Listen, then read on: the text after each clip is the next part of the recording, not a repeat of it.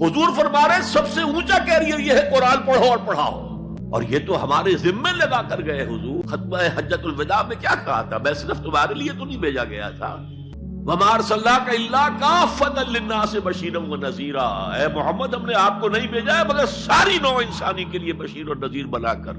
تو حضور نے تو تبلیغ ابھی صرف اہل عرب تک کی تھی، رسول تو تھے وہ پوری نوع انسانی کی، وہ کون کرے گا؟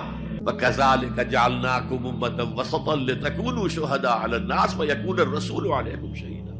ہم نے تمہیں امت بنایا، کس لیے بنایا؟ خیر امت بنایا، امت وسط بنایا، درمیانی امت بنایا، ایک کڑی ڈال دی ہے۔ دیکھیے حضور سے پہلے رسالت 2 کڑیوں پر مشتمل تھی صرف، اللہ سے جبرائیل نے لیا اور وقت کے رسول کو پہنچا دیا، اب وقت کا رسول پہنچا رہا ہے آگے۔